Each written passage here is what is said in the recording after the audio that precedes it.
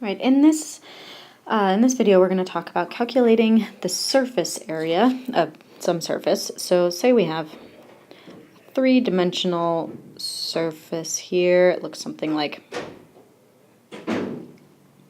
that. I don't know, some sort of a three-dimensional surface. And I could break this surface up, and I could break it up into pieces this direction, and I could break it up into pieces in this direction. So then when I go to calculate this surface area, what I want to do is I want to add up all of these pieces. I want to add up the area of all of these pieces. So what I'm going to do is take a single piece here. So I don't know, I'm going to choose this guy. Right there. And let me redraw that piece so it's a little bit bigger. So that piece would look like that when it gets bigger. And I could then, from a single point, I could create a vector in two different directions here.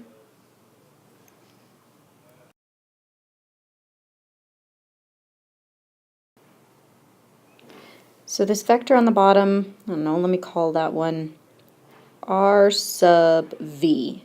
And it's a tangent vector. A tangent vector in the v direction. And honestly, I'm not sure which direction that is. I'm sort of doing this in general, so that could be really in any direction. And then the r sub u would be the tangent vector in a u direction, so in a different direction. So I can, from that point, find two different tangent vectors.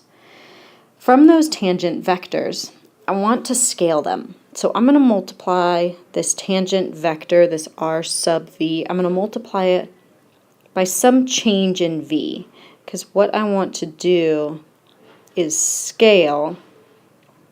I want to scale the r sub v vector and make it of a length so that it goes from the point directly to the other point.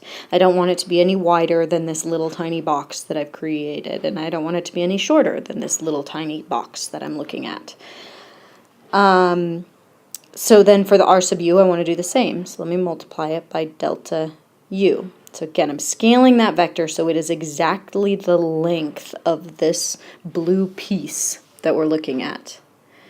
So now you need to remember that the area of a parallelogram can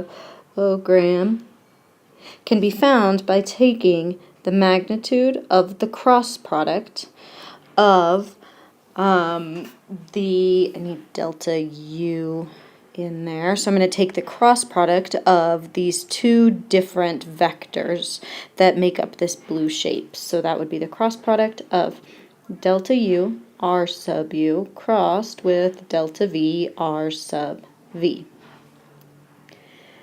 Delta u and delta v are constants in this.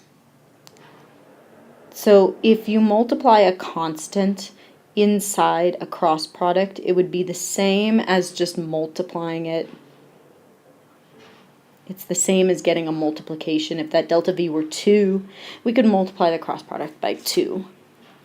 So now this whole idea of adding up all of these pieces, I found the area of one of those little pieces. And so to find the surface area, I am going to add up, and remember that we can sort of add up little pieces by integrating. So I can integrate all of the areas of those rectangles. So I'm writing down the r sub u cross r sub v, delta u, delta v, and over some two-dimensional region D. So the surface area, I am adding up, that's the integral, the area of the small rectangles, and I'm making rectangles out of them by finding this cross product of tangent lines or tangent vectors, and I'm doing that over some two-dimensional region. Okay, so there's a special case of this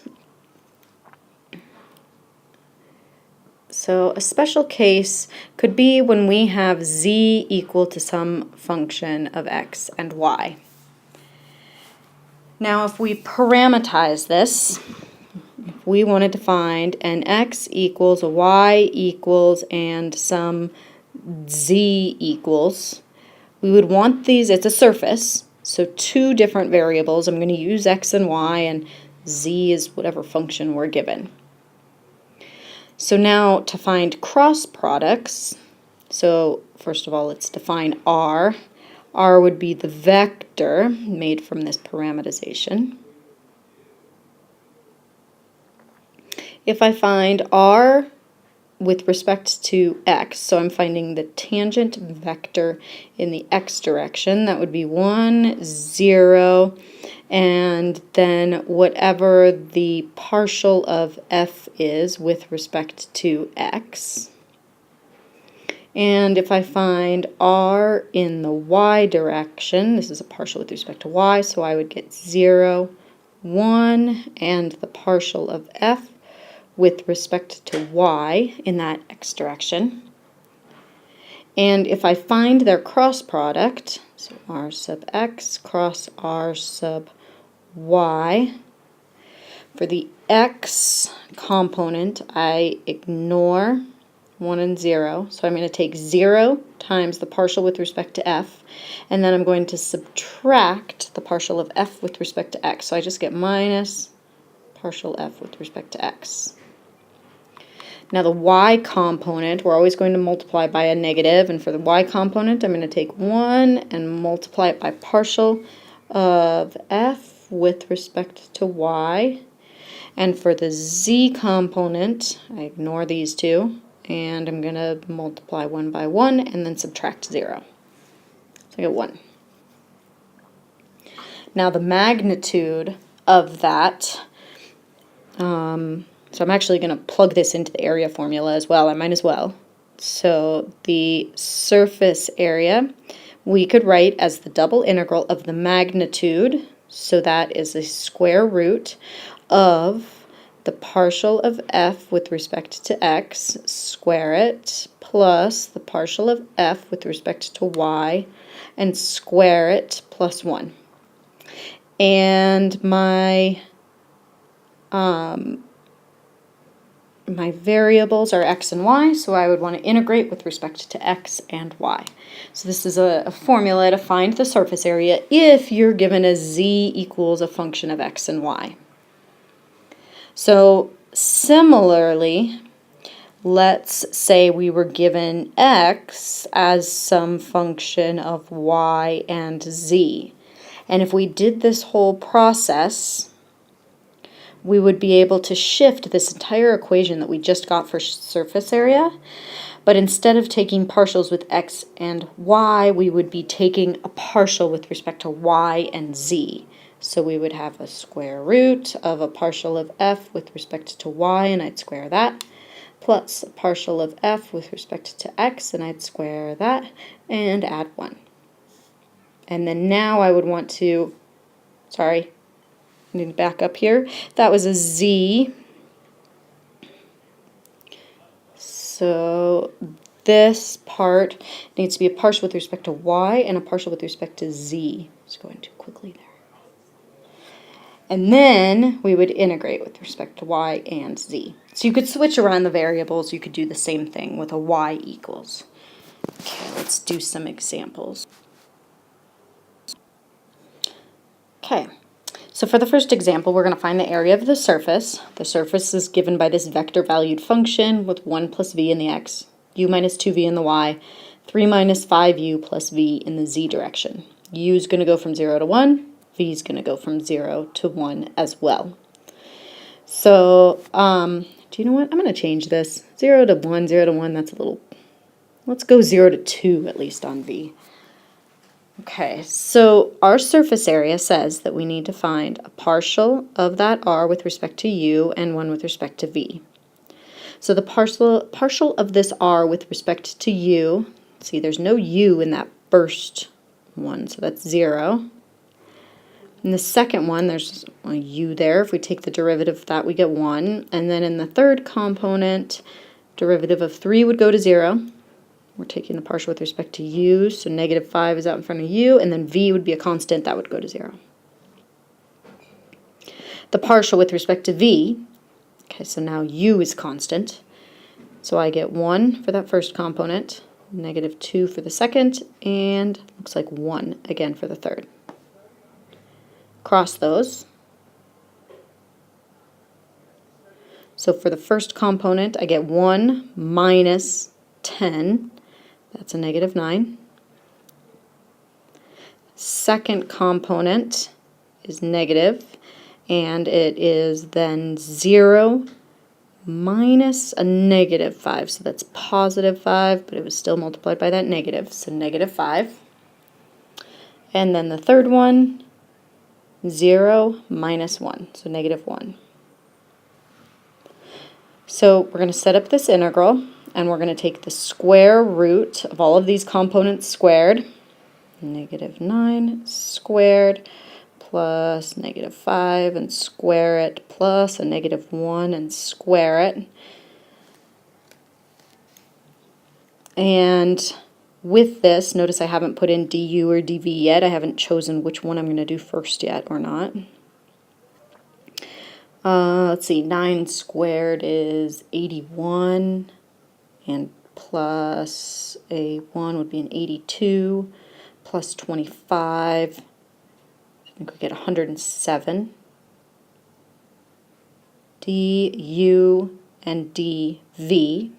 I chose u in the middle, u goes from 0 to 1. v on the outside, that goes from 0 to 2. So now notice that I have a constant of 107. I can take that outside of both integrals. And because these integrals can be broken up because we have constants on both of the bounds, and then u and v are the functions both 1. So we could integrate u with respect to u from 0 to 1, and then multiply that by integrating with respect to v from 0 to 2. So we get root 107. If we integrate a change from 0 to 1, that change is 1. And if we integrate 1 and the change is from 0 to 2, that's just 2. So we would get 2 times the root of 107, and that would be our surface area. Okay, so for the next example, we're going to find the surface area of a plane that lies inside the cylinder. So essentially, just sort of a quick drawing of what this might look like. If we had some sort of a cylinder and then a plane cutting through it, it might be like that surface. So it's the surface of sort of the ellipse that is created if you cut, say, a tin can sideways.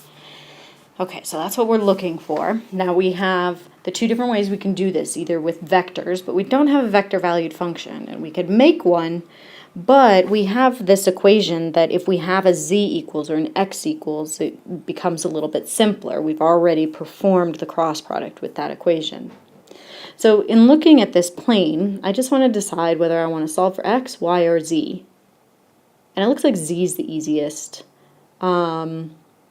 That would create a 3/2, but otherwise the functions are even, or the fractions are sort of a little bit,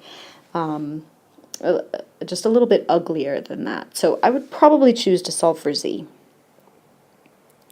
So if we take the plane and solve for z, then we would get 3/2 x, and then a plus 3y and a minus 10. Yeah, okay, so that would be the plane if we solved for z. So now we've got this formula for the surface area. We had that the surface area was a double integral of a square root of a partial of a function, so we could take the partial of z with respect to x and square it, plus a partial of z with respect to y and square that, and then add 1. Alright, so the surface area. We're going to have a double integral of the square root of the partial with respect to x, so that's 3/2. We're going to square that. Plus the partial with respect to y, that's 3, and we're going to square that, and then we'll add 1. So now we look at the bounds. So for the bounds, we've got a circle, we've got a cylinder. And when we do that, it's much easier to use polar coordinates. So let's switch over to polar. And actually, I just even saw an easier way. I'll do it both ways. All right, so if we switch over to polar, we would want to then tack on an r d theta. R would go from 0 to 5. Theta would go from 0 to 2 pi. All right, so calculating this. We've got the integral from 0 to 2 pi. There's not even a theta in this equation, so I can separate that out, and again I can separate it because these are constants. Then I also have this integral from 0 to 5 of r dr, and I guess we need to simplify this fraction, do a little side work over here. So I'm going to have 3/2 squared, that's 9/4. 3 squared is 9, plus 1 is 10. 10 is 40/4, so I get 49/4. And I'm taking the square root of all of that. Square root of 49 would be 7, square root of 4 would be 2. And I still have r and dr in there.